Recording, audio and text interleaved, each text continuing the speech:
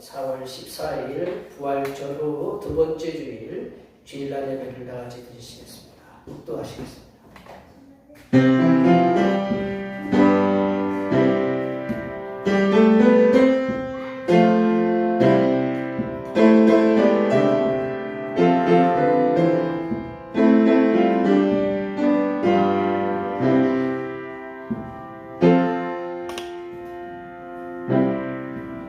내 위에 하나님이여 내가 부를 때 응답하소서. 곤란 중에 나를 너그럽게 하셨사오니 내게 은혜를 베푸사 나의 기도를 들으소서. 인생들아 어느 때까지 나의 영광을 바꾸어 유혹되게 하며 헛된 일을 좋아하고 거짓을 구하려는가. 셀라. 여호와께서 자기를 위하여 경건한 자를 택하신 줄 너희가 알지어다. 내가 그를 부를 때에 여호와께서 들으시리로다. 아멘.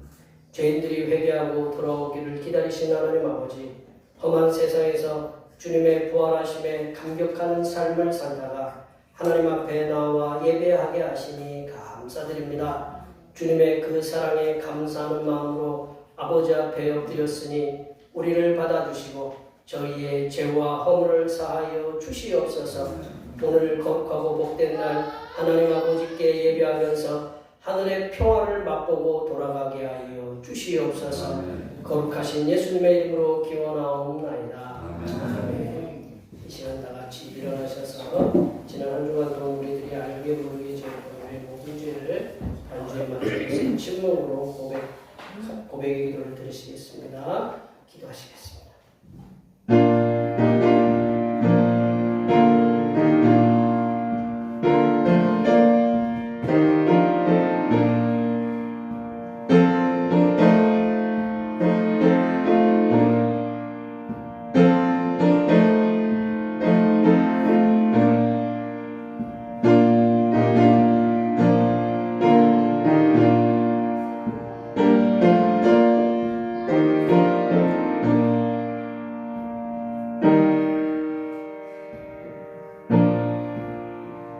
우리 하나님께서는 진심으로 죄를 고백하는 사람들에게 그 죄를 용서하기로 약속하셨습니다. 그런즉 누구든지 그리스도 안에 있으면 새로운 피조물이라 이전 것은 지나갔으니 보라 새 것이 되었도다. 이 말씀에 의하여 우리의 죄가 용서받았음을 확신합니다. 아멘. 찬송 좋으신 하나님 찬양하시겠습니다.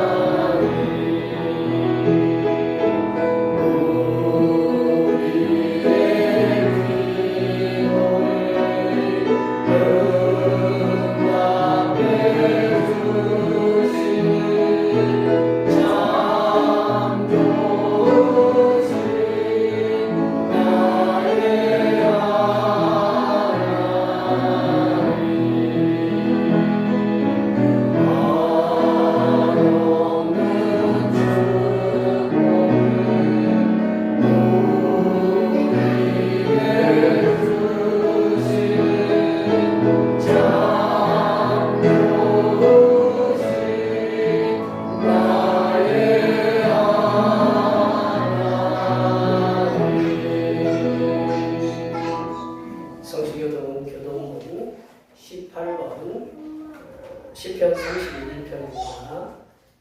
성시교동문 교동문 18번 시편 31편입니다. 여호와여 내가 주께 피하오니 나를 영원히 부끄럽게 하지 마시고 주의 공의로 나를 건지소서. 내게 그를 여겨 속히 건지시고 내게 견고한 바위와 응원한 산성이 되소서. 주는 나의 반석과 산성이시니 그러므로 주의 이름을 생각하셔서 나를 인도하시고 지도하소서. 그들이 나를 위하여 비밀이 친 그물에서 빼내소서. 주는 나의 산성이시니이다. 내가 나의 영을 주의 손에 부탁하나이다. 진리의 하나님 여호와여 나를 속량하셨나이다. 내가 허탄한 거짓을 숭상하는 자들을 미워하고 여호와를 의지하나이다. 내가 주의 인자심을 기뻐하며 즐거워할 것은 주께서 나의 고난을 보시고 환난 중에 있는 내 영혼을 하셨으며 내가 허탄한 거짓을 숭상하는 자들을 미워하고 여호와를 의지하나이다. 아멘. 사도신경으로 우리의 신앙을 하나님 앞에 고백하시겠습니다.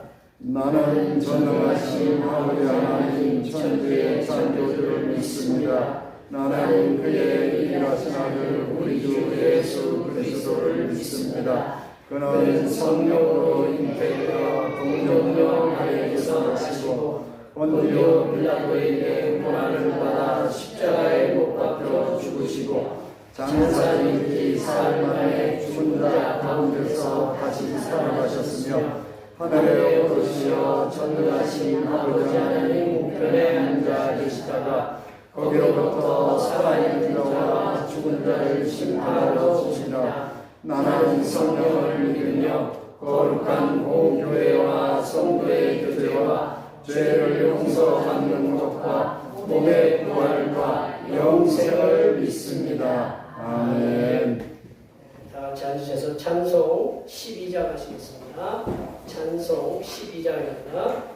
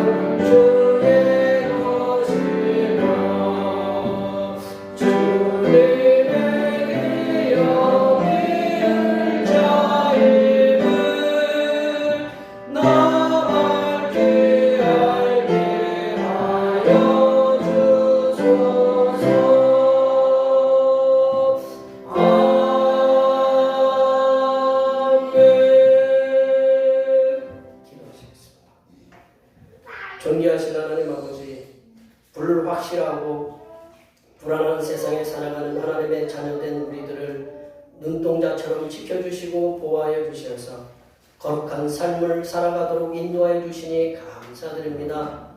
앞으로도 거친 세상에서 살아가는 하나님의 자녀된 우리들을 하나님 아버지께서 부활하신 예수님을 통하여 부활의 소망을 가지며 세상에서 승리하며 살아갈 수 있도록 도와주시옵소서.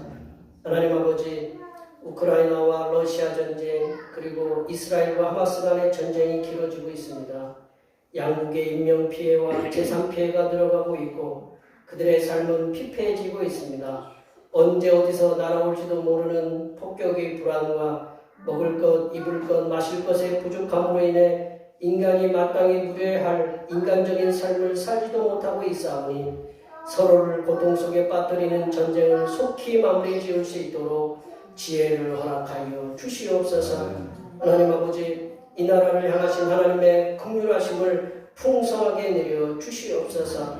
지난 10일에 국회의원 선거를 통해서 선택을 받은 국회의원들이 당선의 기쁨보다는 백성들을 진심으로 두려워하며 백성들이 원하고 바라는 백성의 정치, 백성을 위한 정치, 백성에 의한 정치를 할 수 있도록 도와주시옵소서. 하나님 아버지, 대평교회를 향하신 크신 사랑과 은혜와 평강이 충만하게 임하게 하여 주시옵소서. 대평교회에 있는 여러 가지 연약한 것들과 부족한 것들을 채워 주시옵소서.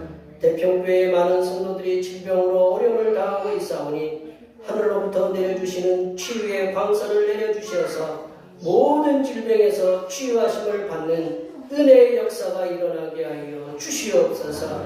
또한 모든 성도들이 경제적으로 어려움을 당하지 않도록 물질을 채워주셔서 평안하게 주님을 섬길 수 있도록 도와주시옵소서. 하나님 아버지, 이 시간 거룩하신 하나님의 말씀을 듣겠습니다. 내려주시는 말씀을 통하여 우리 심령에 하나님의 은혜와 하나님의 지혜가 충만하게 채워지게 하여 주시옵소서. 우리의 구원을 위해 십자가를 지신 우리 주 그리스도 예수님의 이름으로 기도하오며 이제는 주님께서 가르쳐 주신 기도로 기도하오니 하늘에 계신 우리 아버지, 아버지의 이름을 거룩하게 하시며 아버지의 나라가 오게 하시며 아버지의 뜻이 하늘에서와 같이 땅에서도 이루어지게 하소서. 오늘 우리에게 일용할 양식을 주시고 우리가 우리에게 잘못한 사람을 용서하여 줄 것 같이 우리 죄를 용서하여 주시고 우리를 시험에 빠지지 않게 하시고 악에서 구하소서. 나라와 권능과 영광이 영원히 아버지의 것입니다. 아멘.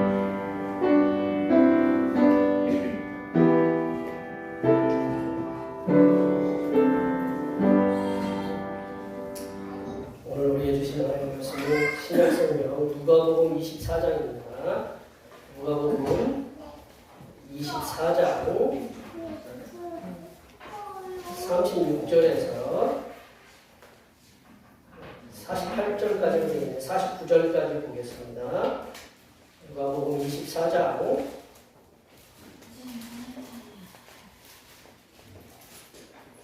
36절에서 49절까지 보시겠습니다.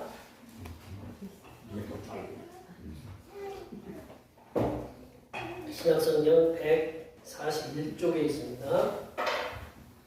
한 절씩 교도하시겠습니다. 이 말을 할 때 예수께서 친히 그들 가운데 서서 이르시되 너희에게 평강이 있을지어다 하시니 그들이 놀라고 무서워하여 그 모든 것을 영으로 생각하는지라.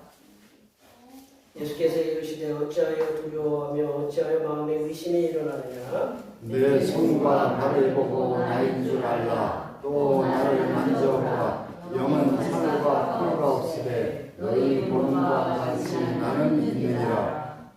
이 말씀을 하시고 손과 발을 보이시나 그들이 너무 기쁨으로 아직도 믿지 못하고 놀랍게 이르되 이르시되 여기 먹을 것이 있느냐 하시니 이에 구운 생선 한 토막을 드리니 받으사 그 앞에서 잡수시더라. 예수 또 이르시되 내가 너희와 함께 있을 때 너희에게 말한 바 곧 모든 모세의 율법과 선지자의 글과 시편에 나를 가리켜 기록된 모든 것이 이루어져야 하리라 한 말이 이것이라 하시고 이에 그들의 마음을 열어 성경을 깨닫게 하시고 또 이르시되 이같이 그리스도가 고난을 받고 제3일에 죽은 자가 가운데 살아날 것과 또 그의 이름으로 제 사함을 받게 하는 회개가 예루살렘에서 시작하여 모든 족속에게 전파될 것이 기록되었으니 너희는 이 모든 일의 증인이라 볼지어다 내가 내 아버지께서 약속하신 것을 너희에게 보내리니 너희는 이로부터 능력으로 입혀질 때까지 이 성에 머물라 하시니라. 아멘. 오늘은 부활절 후 두 번째 주일입니다. 우리의 삶에 생기와 활력을 불어넣는 담비와 같은 그런 은혜를 주시는 부활의 예수님께 항상 감사하시기 바랍니다. 매주일 저녁 예배는 우리 권사님들과 여러분들 동네 손길로 오후 1시에 드립니다. 수요기도 시간에 시가서 말씀을 이렇게 은혜 중에 나누고 있습니다. 우리 중보기도 사망 권세를 깨뜨리시고 부활하신 부활의 첫 열매가 되신 예수님을 저는 삶을 살게 해달라고 위해서 기도해 주시고 출애굽기 말씀을 찬양 예배 시간에 함께 나누겠습니다. 난예배 후에 점심 공동 식사가 있습니다. 오늘은 스페셜 메뉴가 있어요. 스페셜이라는 게 잘 모르시죠? 특별 메뉴가 있어요. 특별 메뉴. 예. 오늘 드시고 가지 않으시면 후회가 되세요. 아셨죠? 다른 데서 먹어보지 못하는. 이렇게 우리가 점심도 이렇게 같이 드시는 교회가 많지 않아요. 저 오늘 지난주 목요일 날 노예 갔는데 이 코로나 이후로 점심을 갖다가 먹지 않는 그런 교회들이 많아요. 그래서 오후 예배가 이렇게 자연스럽게 이렇게 드리지 않는, 그래서 이제 뭐 가족끼리 이렇게 지내라는 그런 의미도 있겠지만 저는 가족끼리도 중요하지만 우리 성도들끼리 식사를 하는 식사 공동체를 굉장히 중요하게 생각하거든요. 그래서 우리가 먹을 때는 얼마나 즐겁습니까? 그죠? 네, 우리가 이렇게 일주일에 한 번 교회에 와서 이렇게 식사하시고 또 성도들끼리 서로 교제하시고 이게 굉장히 중요한 초대교회 모습이었습니다. 그래서 우리 성도님들도 함께 이렇게 식사하시면서 서로 교제하는 것을 굉장히 하나님께서 주신 큰 은혜로 이렇게 생각하시고 또 일주일 만에 또 만나시잖아요. 그죠? 자, 우리가 일주일 만에 만난다는 거 요즘 참 세상 험악하죠? 소식 이렇게 파주에서 젊은 청년들이 그렇게 4명씩이나 이렇게 사고인지 어떤 일이 있는지 모르지만 이렇게 죽어가는 그런 젊은 20대 청년들이 그렇게 있는데요. 우리가 살아가면서 일주일 만에 이렇게 한 번씩 뵈는 게 이게 하나님께서 일주일 동안 하나님의 은혜 중에 지켜주시고 보호해주셨다 하는 여러 가지 삶의 상황들이 있는데 그런 삶의 상황들 가운데서 하나님이 여기 계신 모든 분들을 하나님께서 은혜 중에 지켜주셨기 때문에 이 자리에 온 건 줄 이렇게 믿습니다. 그래서 앞에 뒤에 옆에 계신 분들 우리가 일주일 동안도 하나님께 주신 은혜 가운데 승리하면서 삶의 현장에서 기쁘게 즐겁고 감사하게 살아가시라고 많이 축복해 주시기 바랍니다. 축복합니다.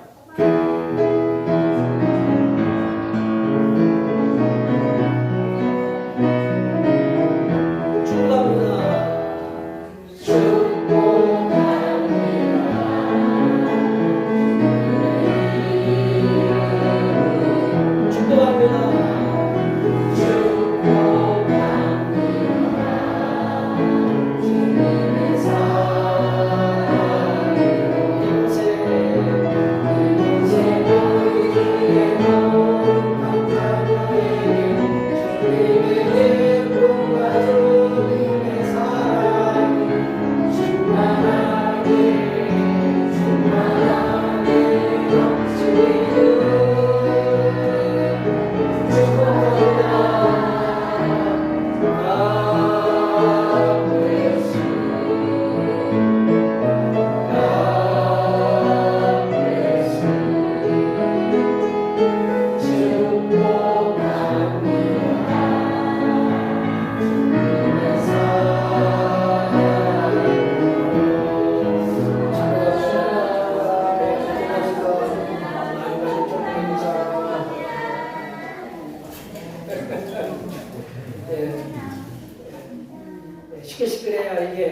사람 살아가는 세상이에요. 예. 예. 자, 사람마다 이제 오래간만에 오신 분이 계신데 산에 올라가다가 뒤로 넘어져서 다행히도 아무것도 안 다친 분도 계시고 하여튼 뭐 하시다가 이렇게 은혜 중에 이렇게 이렇게 오신 분들 많아요.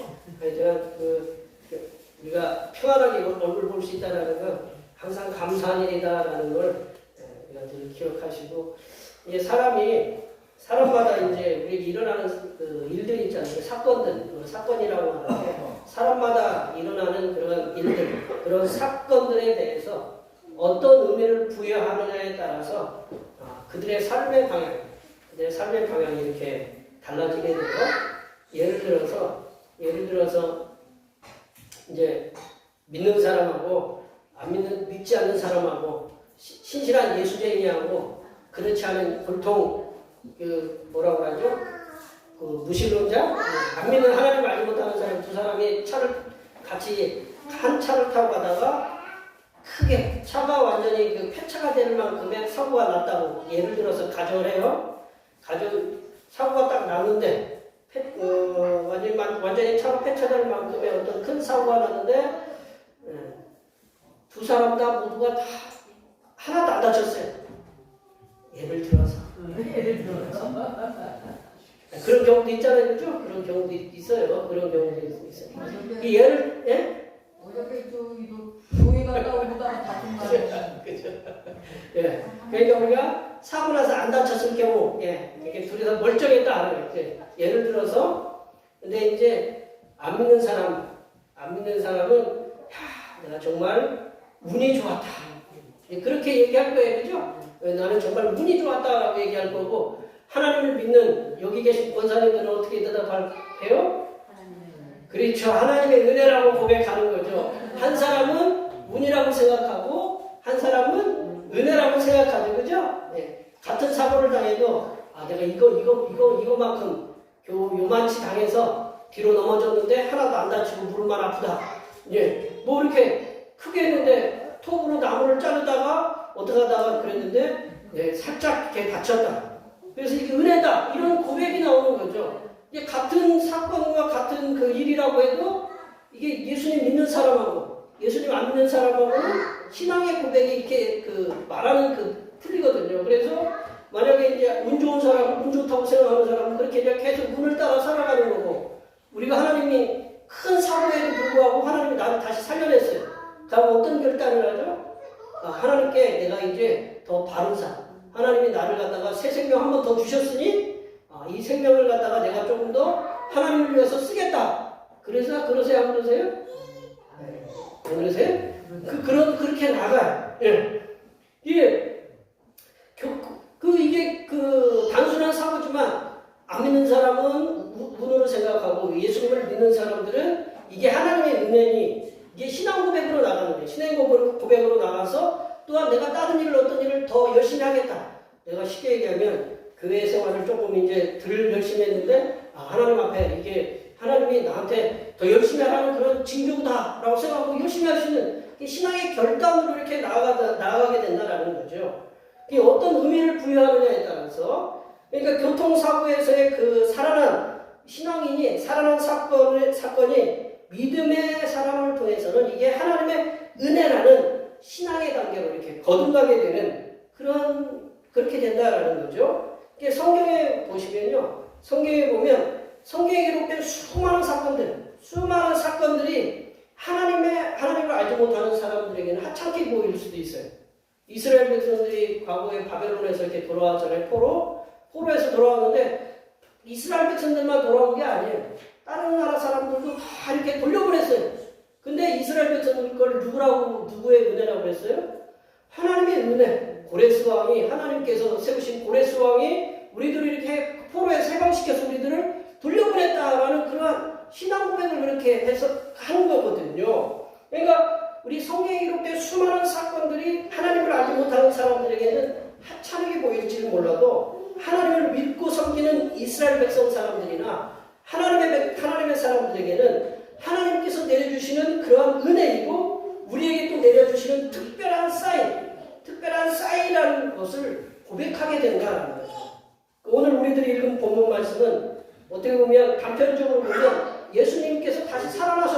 그냥 부활 사건에 거기서 끝일 수가 있어요. 거기서 지나지 않을 수가 있어요. 하지만 하나님의 그 사람들에게는 예수님의 부활 사건으로서만 끝나는 것이 아니라 하나님께서 내려주시는 특별한 부활신앙으로 거듭나게 하신다라는 거죠. 부활하신 예수님께서 두려움에 떨고 있는 그런 제자들에게 나타나셨어요. 그래서 부활 사건을 부활신앙으로 단순히 예수님 부활하셨습니다. 그럼 끝나는 것이 아니라 부활신앙으로 새롭게 탄생하시도록 성삼일체 하나님의 그 섭리하심이 있었다라는 거죠. 이 섭리하심을 예수님의 그 부활 사건을 부활 신앙으로 받아들이는 이 하나님의 성삼일체 하나님의 섭리의 그 말씀을 오늘 함께 나누어 보도록 하겠습니다. 예수님의 부활 사건을 부활의 신앙으로 이렇게 받아들이게 하기 위해서는 첫 번째로 예수님의 그 육체의 부활은 실제적인 부활이셨다라는 것을 믿는 거다라는 거죠. 예수님의 육체의 부활은 실제적인 부활이셨다라는 것을 믿는 거거든요. 우리 38절 보겠습니다. 38절 말씀입니다. 내 손과 내 보고 나인 줄 알라. 또 나를 만져봐. 영은 살과 뼈가 없으되 너희 보는 바와 같이 나는 있느니라. 예수님께서 이렇게 부활하시고 나서 제일 먼저 이렇게 보였던 사람이 누구냐면 막달라 마리아. 막달라가 아니고 지명 이름이에요. 막달라 마리아에게 먼저 보이셨고, 오늘 본문 전에 보면 엠마오로 가는 두 제자에게도 예수님께서 이렇게 보이셨어요. 그리고 이제 예수님께서 그 묻히셨던 무덤이 빈 무덤이었다라는 거. 베드로와 요한을 통해서 예수님이 살아나셨다라는 것을 확인이 됐어요. 이렇게 예수님께서 부활하셨다라는 그러한 여러 증인들 그리고 증거들이 있었음에도 불구하고 제자들은 예수님의 육체의 부활을 믿지 못했다라는 거죠. 왜냐하면 그들은 육체로 부활하신 예수님을 만나 뵙지 못했다. 아직도 예수님을 직접 보지 못했어요. 그리고 예수님의 육체의 부활을 믿지 못하게 하는 종교 지도자들이 압박을 했어요. 압박을 해서 그 제자들은 더욱더 두려움에 사로잡혀 있었어요. 그 두려움에 사로잡혀 있으니까 주일날에도 문을 꽁꽁, 그들이 모여있을 때에도 문을 꽁꽁 잠그고 그들에게 한데 이렇게 모여 있었다. 제자들이 두려워하니까 누가 들어와서 우리를 해할 수 있다. 예수님의 부활을 갖다가 이렇게 시인하는 그러한 제자들을 그 종교 지도자들이 해할 수 있다라는 그런 두려움 속에 이 문을 꽁꽁 잠그고 있었다라는 거죠. 그럴 때 육체로 부활하신 예수님께서 제자들 가운데 나타나셨다라는 거죠. 제자들 가운데 한가운데 나타나셨어요. 육체로 부활하신 예수님께서 제자들에게 제일 먼저 건네신 말씀이 뭐냐면 샬롬이에요. 샬롬. 평강이 있을지어다. 안녕하냐? 그렇게 여쭤보는 거예요. 이게 샬롬, 너희에게 평강이 있을지어다라고 그렇게 샬롬의 인사를 전했다는 거예요. 아니 지금 우리들이 주님이 때문에 불안하고 있는데 우리한테 딱 갑자기 찾아와가지고 딱 갑자기 우리 실제 얘기하면 그래요. 밤에 이렇게 그 공동묘지를 지나가고 있는데 갑자기 하얀 옷 입으신 분이 딱 나타나가지고 평강이 있을지어다. 그러면 그게 평강이에요? 갑자기 막 머리가 쭈뼛쭈뼛 솟는 거죠. 지금 돌아가신 분이 갑자기 나타나가지고 앞에서 딱 생각을 해보세요. 이게 남 얘기가 아니고 제자들이라고 생각해보고 갑자기 짠 하고 나타나서 평강이 있을지어다. 그러면 제자들이 어떻게 했을까요? 아이고 주님이라고 했을까요? 등골이 오싹하고 머리가 막 쭈뼛쭈뼛 쏘고 그렇게 죽은 분이 분명히 예수님이 그 옆구리에 창자국도 찔려가지고 물이 나오는 걸 제자들이 확인했고 손과 발, 그래서 예수님이 돌아가셨다는 걸 확신했는데 죽은 사람이 갑자기 벌떡 일어나가지고 내 앞에서 현정아 딱 그러면 그거 안 놀라겠냐고 놀랐죠 그거. 네? 그러니까 지금 평강이 있을지어다라 그렇게 외치는 거거든요. 평강이 있겠냐고요. 평강이. 근데 제자들은요 왜 놀랐냐면 육체로 부활하여 자신 가운데 나타나셔서 샬롬의 인사를 전하시는 예수님을 37절에 의하면 영으로 생각했다는 거예요. 영으로. 헬라어로는 이제 푸니마라고 보통 우리 영으로 이제 해석이 되는데 이 몇몇 영어 성경에서는 뭐 스피리트로 해석을 하지만 다른 몇몇 영어 성경에서는 뭐라고 해석을 하냐면 고스트라고 해요. 고스트. 고스트가 뭘까요? 예, 유령. 그리고 귀신. 쉽게 귀신, 유령, 귀신, 망령적으로 생각했다라는 거죠. 그러니까 그 귀신이나 그 망령을 이렇게 생각하고 있으니 그게 안 놀랄 수 있어요? 놀랐잖아요. 그래서 예수님께서는 자신이 육체로 부활하셨다는 사실을 믿지 못하고 의심하는 제자들에게 이제 알려줘야 될 거 아니에요. 내가 육체로 부활했다. 그러니까 예수님이 어떻게 했냐면 막 발을 걷었어요. 발을 걷어가지고 이 발 봐봐라. 발이 십자가 못 박히지 않았느냐. 못 박히면 이제 조금 아물어가고 있는 그 발을 갖다 보여주시고 손도 막 걷어서 손도 이렇게 봐라. 내 손목에 여기 받친 것이 십자가 모습 보이느냐? 이 못 박힌 못이 박힌 손에 지금 아물어가고 있다. 그리고 예수님이 옷을 막 걷어가지고 위로 뻗으셨는지 위로 옆구리도 막 보여주시면서 옆구리 봐봐라. 옆구리에 창자국 찔린 거 보이느냐 안 보이느냐. 그거를 이렇게 보여주시는 거예요. 그리고 영은 살과 뼈가 없다는 거죠. 그러니까 예수님이 뭐라고 하냐면 몸을 만져봐라. 거죠. 우리 저기 하도 기쁜 일, 갑작스럽게 엄청난 일이 우리 쉽게 얘기하면 갑자기 숫자 6개를 갖다가 숫자 6개가 갑자기 맞아가지고 나 혼자만 100억이 딱 됐어요. 한 사람도 없고 나 혼자만 딱 100억이 됐어요. 그러면 옆에 있는 그 남편한테 그 박대현 성도한테 물어봐. 내 꼬집어봐. 이게 영이냐 꿈이냐 생시냐 꼬집어보라고 해야 안 해요? 안 해요? 갑자기 어떤 일이 벌어지면 꿈인지 생시인지 이게 확인이 안 돼. 그래서 꼬집어보라고. 예수님이 그런 얘기하는 거예요. 네가 예수님이 당신께서 부활하셨는데 너희 믿지 못하니까 만져봐라라는 거죠. 만져봐라. 그래서 우리가 요한복음에는 도마가 이렇게 만져봤다는 그런 얘기가 있잖아요. 그죠? 영은 살과 뼈가 없다는 거예요. 영은 살과 뼈가 없어요. 근데 예수님께서는 너희들이 보는 바와 같이 나는 살과 뼈가 있다라는 거예요. 그리고 상처를 입은 손과 발, 옆구리도 분명히 존재한다라고 그렇게 말씀하셔요. 예수님께서 당신이 육체로 부활하셨음에 대해서도 이게 그 증거를 분명히 보여주셨어요. 그러니까 손도 보여주고 옆구리도 보여주고 이렇게 당신이 이렇게 보여주셨음에도 불구하고 제자들이 또 의심해요.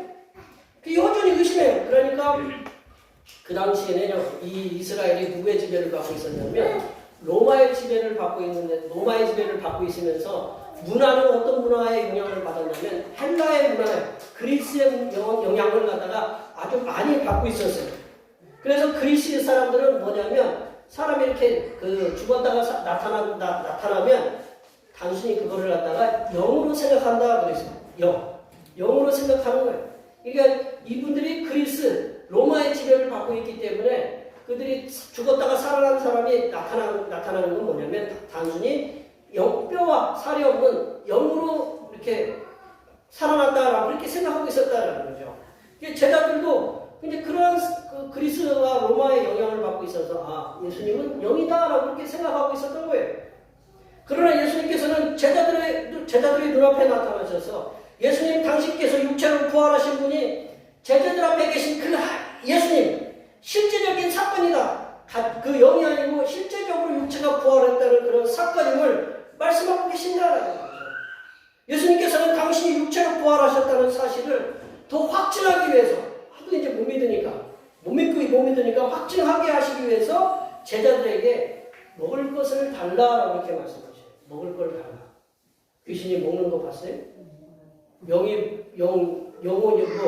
우리 옛날 영화 데미무어하고 그 고스트라는 영화 보면 그건 단순히 영이잖아요. 귀신들은 먹지를 못해. 먹지 못하는데 예수님께서는 먹을 거를 달라라고 했어요. 이게 뭐지? 제자들이 그래야 안 돼요? 이게 뭐지? 우리 표현은 그렇잖아요. 그래서 예수님이 42절과 43절 말씀에 이렇게 행동해서 우리 다 같이 한번 읽어볼까요? 이에 구운 생선 한 토막을 드리니 받으사 그 앞에서 잡수시라. 입에 침이 보이시죠? 구운 생선. 오늘은 수육이 기다리고 있어요. 아주 그냥 맛있는 수육이 기다리고 있으니까 걱정하지 마세요. 주님보다 더 맛있는 거 우리는 먹는 거 아셨죠? 문제인지 잘 못 알아들으시네. 점심 때. 예수님께서는 제자들이 드리는 구운 생선을 한 토막을 받으셔가지고 제자들이 보는 눈앞에서 잡수셨다라는 거죠. 이 잡수시는 것은 아그작아그작 소리가 들렸을 거 아니에요, 그죠? 뭐 가시채 드시진 않았겠죠, 그죠? 머리는 떼내고 가시 발라서 이렇게 드셨겠죠. 그 모습을 보니까 자신들이 예수님하고 평소에 먹었던 그런 습관이 있을 거 아니에요, 그죠? 평소에 우리 보세요, 저도 우리 집사람하고 같이 보면 집사람이 먹는 습관이 있잖아요. 고기를 갖다가 뼈를 발라서 이렇게 먹는 습관이 있어요. 예수님도 제자들이 보기에 예수님이 그렇게 뼈를 드시는 습관이 있으셨을 거 아니에요. 생선을 드시는. 그래서 뼈 발라내고 뭐 껍질 벗겨내고 머리 떼내고 예수님 뭐 다 드셨을지는 모르지만 그러한 것을 보니까 이거는 예수님이 직접 우리 살아계셨을 때 드시는 것과 똑같다라는 거죠. 이 예수님께서 제자들이 드리는 구운 생선 한 토막을 받으셔서 제자들이 보는 눈앞에서 이렇게 잡수셨다는 거죠. 그리고 예수님께서는 제자들에게 육체로 부활하셨음을 증명하기 위해서 십자가에서 난 상처, 손, 발, 옆구리를 보이셨고 구운 생선도 이렇게 드셨다는 거죠. 예수님께서는 단순하게 영으로서 고스트처럼 유령으로서 그런 어떤 원령으로서 이렇게 나타나신 것이 제자들에게 나타나신 것이 아니라 육체로 부활하셔서 하나님의 살아계심을 분명하게 보여주셨다는 거죠. 지금의 성도들은 예수님의 부활하심을 우리가 눈으로 못 봤잖아요, 그죠? 못 보셨어요? 저도 못 봤어요. 못 봤어요. 2000년 전에 일어났기 때문에 못 봤어요. 하지만 수천 년이 지난 지금에도 우리들은 믿음의 성배들이 증언하고 있는 하나님의 말씀을 믿고 있다. 그리고 이 자리에 부활하신 예수님을 믿고 찬양하고 우리들이 그렇게 하나님께 영광을 돌리고 있다는 거죠. 우리들은 직접 눈으로 보지 못하였습니다. 그렇지만 예수님의 공생의 기간에 예수님을 직접 본 열제자들이 증언이 있었다. 예수님이 잡수신 걸 받고 손에 넣어보기도 하고 그걸 직접 봤다라는 거죠. 또한 사도 바울이 예수님을 만나서 예수님과 대화했던 그런 모든 우리 믿음의 선배들이 다시 육체로 부활하신 예수님을 직접 만났다라는 거죠. 그리고 예수님과 직접 대화했고 예수님의 음성을 직접 들었음을 우리는 지금 이 사도들에게 쓰여진 이 성경을 믿는다라는 거죠. 예수님께서는 십자가에서 죽으신 육체 그대로 부활하셨습니다. 아멘? 부활하셨어요. 하나님의 자녀된 성도들은 예수님께서 육체로 부활하신 예수님을 믿을 때, 육체로 부활하신 예수님을 믿을 때에 부활의 사건이 부활의 신앙으로 된다는 거죠. 예수님이 믿었던 우리가 과거에 이런 사건이 있어서 우리의 과거에 우리 어떤 사건이 있다, 뭐 역사적인 사건이 있잖아요. 그런 역사적인 사건이 있었다. 그냥 사건으로 끝나는 것이 아니라 이게 부활의 신앙으로 되어서 하나님께서 우리를 사랑하시고 이제 우리를 위해서 돌아가신 이 예수님을 전해야 된다라는 그런 부활의 신앙으로 되어서 성삼위일체 하나님을 증언하시는 믿음으로 증언하시는 그런 증인으로서의 삶을 살 수 있게 됨을 이렇게 믿으시기 바랍니다. 두 번째로 육체로 부활하신 그 예수님을 성경이 이미 증언하고 있다. 성경이 이미 예수님께서 십자가에 돌아가시고 부활하신다라는 것을 성경이 이미 증언하고 있다는 것을 우리가 믿어야 된다는 거죠. 우리 44절 말씀 읽어보겠습니다. 44절입니다. 또 이르시되 내가 너희와 함께 있을 때 너희에게 말한다. 곧 모세의 율법과 선지자의 글과 시편에 나를 가리켜 기록된 모든 것이 이루어져야 하리라 한 말이 이것이라 하시고 예수님께서는 당신께서 육체로 이렇게 부활하셨다는 사실을 십자가에서 상처난 그 손과 발을 직접 눈으로 보여주시고 그리고 제자들 앞에서 구운 생선을 드시는 그런 모습도 직접 보여주셨어요. 예수님께서는 제자들에게 직접 보여주셨을 뿐만 아니라 하나님께서 주신 하나님 말씀에서도 예수님 당신께서 이미 예수님의 당신의 오심과 죽으심과 부활하심에 대해서 말씀하셨다고 그렇게 증언하고 계세요. 근데 예수님께서 그 이 모든 것이 당신 자신에 의해서 다 이루셨다라고 이렇게 말씀하고 계세요. 예수님께서는 성부 하나님께서 이스라엘 백성들에게 주신 하나님의 말씀, 성부 하나님께서 주신 이스라엘 백성들에게 주신 하나님의 말씀은 어디 말씀이냐면 구약의 말씀입니다. 구약의 말씀. 이 구약의 말씀을 예수님이 세 부분으로 이렇게 나누어서 말씀하고 계세요. 이게 모세 율법이 뭐냐? 토라라고 그래요. 이스라엘 백성들, 우리 율법학자들은 모세 율법을 뭐라고 하냐면 토라라고 해요. 토라. 그래서 창세기, 출애굽기, 레위기, 민수기, 신명기 말씀을 토라라고, 어떤 분들은 여호수아까지 이렇게 써서 이렇게 모세 율법이라고 하시는 분들 계신데, 보통 토라라고 이렇게 창세기부터 신명기까지 이 5권의 말씀을 토라라고 해요. 이 토라에서도 예수님이 다시 오시고, 예수님께서 육체로 오시고 십자가에 돌아가시고 부활하신다는 걸 증언하고 계신다는 거예요. 그리고 선지자의 글이 있어요. 선지자의 글은 우리가 이제 느빔이라고 해요. 느빔. 선지자들을 나비라고 하거든요. 선지자들은 히브리어로 그 선지자들의 쓴 글을 갖다가 느빔이라고 해가지고 우리가 쉽게 얘기하면 이사야, 예레미야, 에스겔, 다니엘과 같은 이런 선지자들이 써놓은 글을 갖다가 느빔이라고 하는데, 이 글들 속에서도 예수님이 십자가에 돌아가시고 부활하심을 증언하고 있다는 거예요. 또 마지막으로 시편의 글이라고 해서 시편의 글은 크토금이라고 해가지고 성문서라고 해요. 거룩한 문서라고 해요. 그래서 시편, 잠언, 전도서, 아가 그런 여러 가지 그 성경들을 성문서라고 해요. 그런 성문서에서 예수님이 돌아가시고 부활하신다라는 것을 증언한다라고 예수님 당신께서 성경을 들어서 말씀하시고 계신다라는 거죠. 예수님께서 이 땅에 오심과 죽으심과 부활하심에 대해서 구체적인 예언의 말씀을 구약 성경 전체에서 이미 말씀하고 계셨음을 예수님 당신께서 그렇게 제자들에게 증언하고 계신다는 거죠. 예수님께서 이 땅에 성육신하심으로 오심은 갑작스러운 사건이 아니다. 예수님께서 하나님께서 아담이 범죄를 하니까 여자의 후손을 보내시겠다는 얘기 했잖아요. 여자의 후손이 누구냐면 예수님, 그리고 가죽옷을 예수님이 아담과 하와에게 입혔잖아요.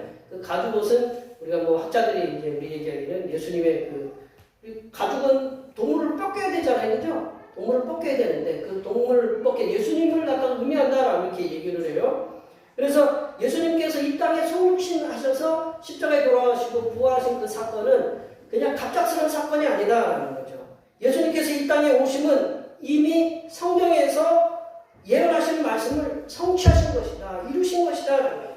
또한 지금의 우리들은 구약의 말씀뿐만 아니라 옛날 예수님께서 그다음 예수님 오셨을 당시에는 구약의 말씀밖에 없었어요.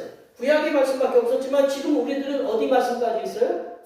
신약의 말씀까지 있잖아요. 신약의 말씀 중에 복음서에 보면 예수님께서 이 땅에 마리아를 통해서 오시고 공생에 말씀을 전하시고 가르치시고 복음을 전파하시고 이런 모든 행적들이 기록되어 있고, 또한 십자가에 돌아가시고 부활하셨다라는 이러한 놀라운 일들이 우리 복음서에 기록되어 있어요. 그리고 사도행전을 통해서 성령이 임하심으로 말미암아서 베드로와 사도 바울을 비롯한 여러 제자들이 예수님께서 우리를 위해서 돌아가시고 부활하셨다라는 것을 증언하는 삶을 살았다라는 것을 사도행전을 통해서 보여주고 계신다라는 거죠. 그리고 사도 바울과 그리고 여러 제자들, 베드로를 비롯해서 사도 요한, 그리고 여러 제자들이 그리고 예수님의 부활과 예수님의 죽으심과 부활을 여러 그 성도들에게 편지로 쓴 게 있어요. 그게 서신서고, 그리고 고난당하는 성도들에게 그 위로움을 주시는 계시록의 말씀도 기록하고 있다라는 거죠. 이 모든 것이 예수님께서 죽으심과 부활하심이 하나님의 전능하신 능력에 의해서 살아나셨다라는 것, 그리고 하나님의 백성들을 다시 예수님께서 데리러 오신다라는 것을 어디에 기록하고 있냐면 신약의 말씀에 우리가 다시 그 구약의 말씀 플러스 신약의 말씀으로 우리에게 지금 위로해 주고 계신다라는 거죠.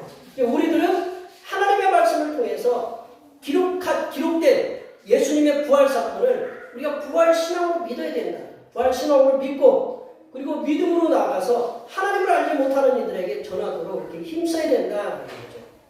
세 번째로 보시면, 육체로 부활하신 예수님 우리예요. 예수님을 증언하는 증인으로서의 삶을 살도록 능력을 받아야 된다는 거죠. 내가 증인이 되어야 되는데 증인은 때로는 순교자라는 의미가 있거든요. 근데 증인으로서의 삶을 살려면 능력을 받아야 된다는 거죠. 우리 48절, 49절 말씀 읽어보겠습니다. 48절, 49절 말씀 읽어보겠습니다. 너희는 이 모든 일의 증인이라. 올지어다 내가 내 아버지께서 약속하신 것을 너희에게 보내리니 너희는 위로부터 능력이 입혀질 때까지 이 성에 머물라 하시니라. 예수님께서는 제자들에게 육체로 부활하신 예수님 당신을 이렇게 보여주셨어요. 또한 성경에 이미 기록되고 증언된 예수님 당신의 오심 그리고 죽으심 부활하심에 대해서 이렇게 말씀하고 계셨습니다.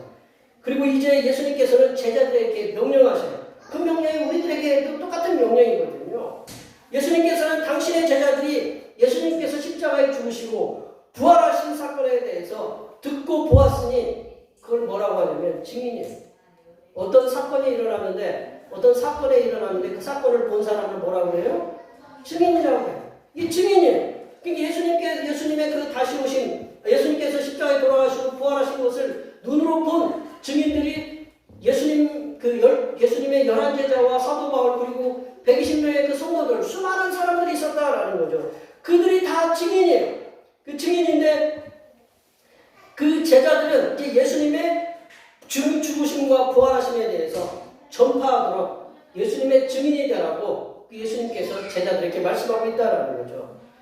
그런데 증인이 되려면 그냥 단순하게 가서 그 전하는 게 아니라 예수님께서 약속을 하셨는데 뭐를 보내주시겠다고 약속하셨냐면 하나님 아버지께서 약속하신 성령을 보내주시겠다. 성령. 우리 49절 말씀해 보시면 약속하신 성령을 보내주시겠다고 말씀하세요.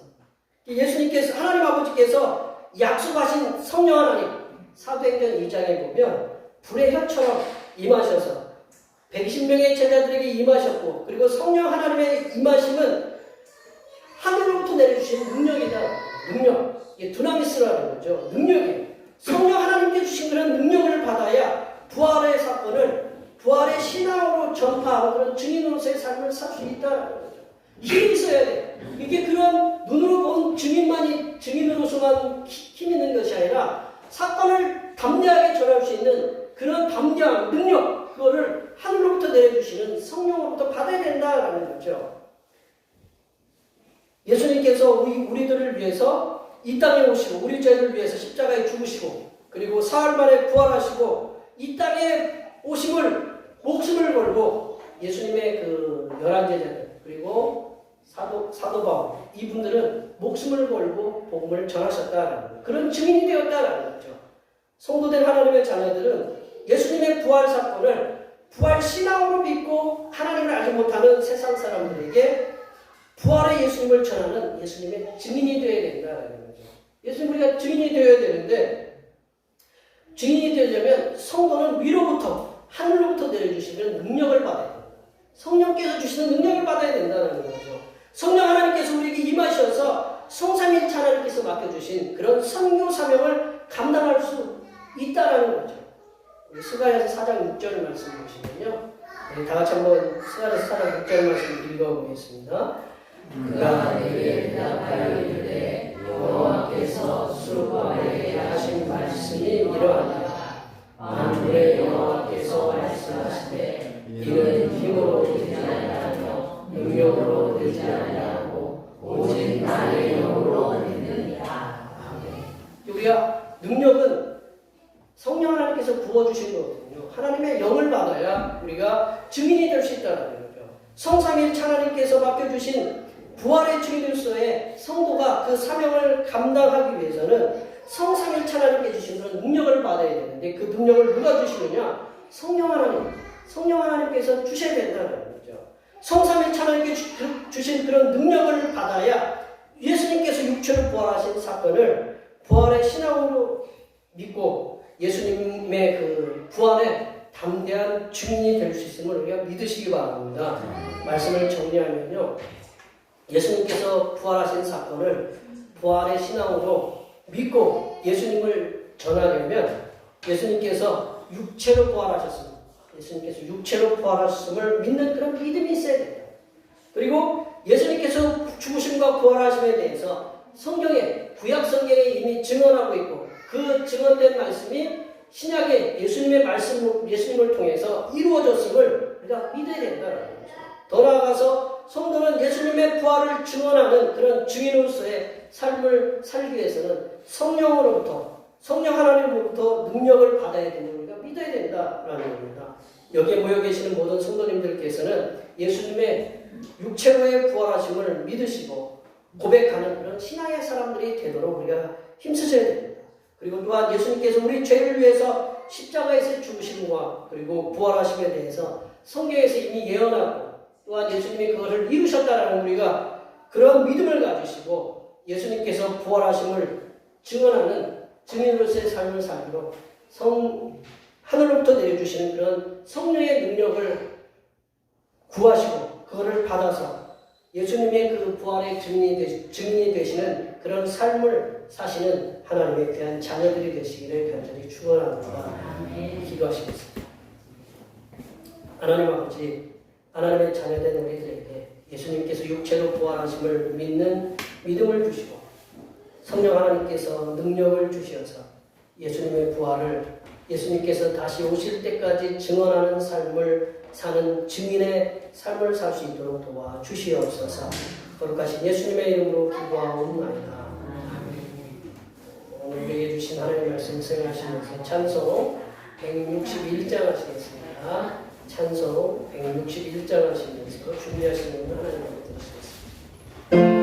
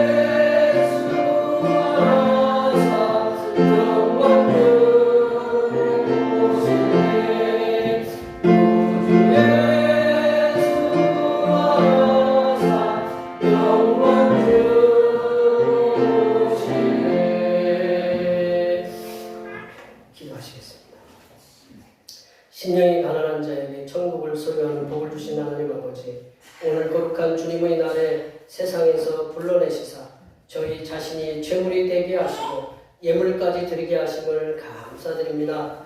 우리들이 정성을 모아 드린 예물 위에 함께 하시사 기뻐 받아 주시옵소서. 하나님 아버지, 지난 한 달 동안 수고하여 얻은 소득의 열의 하나를 우리의 마음을 담아 11조를 드립니다. 다친 손길들 위해 우리의 삶에 부족함이 없도록 충만하게 채워주시고 우리의 자손까지 복을 누리며 살아갈 수 있는 은혜가 임하게 하여 주시옵소서. 하나님 아버지, 범사에 감사하라는 주님의 명령에 순종하여 감사의 예물을 드립니다.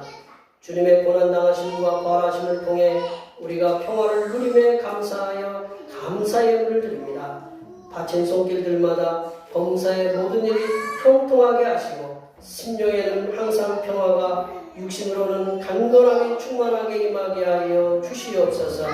하나님 아버지, 오늘도 한결같은 마음으로 주님 앞에 주일헌금을 드립니다. 이 한 주간도 주님께서 선하게 베풀어 주시는 사랑하심과 은총의 역사 가운데 복된 길로 인도하여 주시옵소서. 이 땅의 영혼 구원을 위해 선경금을 드립니다. 대평교회의 영혼을 구원으로 인도하는 역사가 이 지역을 넘어 세계로 확장되는 이 은혜가 있게 하시고 바친 손길의 삶이 더 풍성하게 선교하는 은혜가 임하도록 물질의 복을 충만하게 부어 주시옵소서. 주님께서 이 땅에 보내주신 생일을 맞이하여 생일헌금을 드립니다. 다가오는 명년의 생일까지도 건강하고 복되게 지켜 주시옵소서. 주님의 전이 아름답게 건축되기를 위해서 건축헌금을 드립니다. 바친 손길 위에 하나님께서 그의 삶을 복되게 하시고 앞으로도 주께서 눈동자처럼 지켜주셔서 하나님의 영광을 위해 살아갈 수 있도록 도와주시옵소서. 하나님 아버지, 주님의 몸된 교회를 위하여 헌신하고 봉사하는 성도들의 수고를 기억하여 주시사 하늘로부터 내려주시는 은혜가 충만하게 임하게 도와주시옵소서. 찬양봉사로, 주방봉사로, 헌금위원으로, 재정위원으로, 안내위원으로, 교회 청소로 그 외에 남모르게 주님을 위하여 수고하는 여러 손길들 위해 이 땅에서 하나님께서 보여주시는 새로운 비전들을 보게 하시고 이 땅에서 바라고 소원하는 모든 기도의 제목들이 다 응답받는 역사가 일어나게 하여 주시옵소서. 거룩하신 예수님의 이름으로 기도하옵나이다.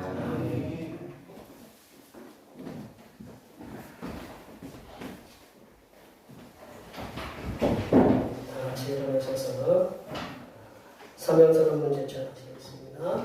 대평교회 사명선언문. 대평교회의 사명은 하나님께서 우리와 함께 하시는 절대 믿음과 우리 가족을 사랑으로 구원하여 주심과 교회를 부흥시켜 주심을 비전 삼아 지역과 나라와 세계의 소금과 빛의 사명을 감당하는 것입니다. 믿음으로 하나님을 기쁘시게. 아멘. 치유하는 교회 보제 전하시겠습니다. 하나님의 구속의 은혜로 지역과 세상을 치유하는 교회의 되자. 결단의 찬송, 하나님의 부르심에 찬양하시겠습니다.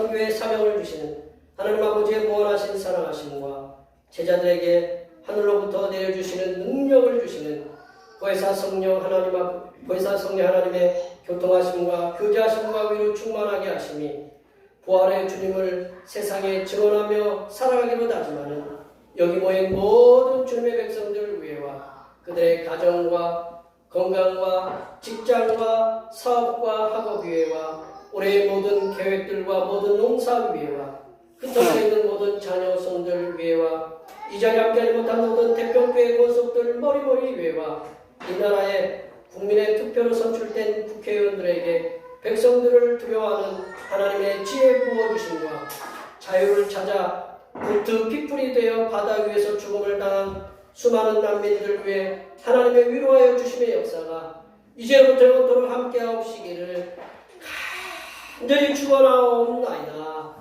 아멘.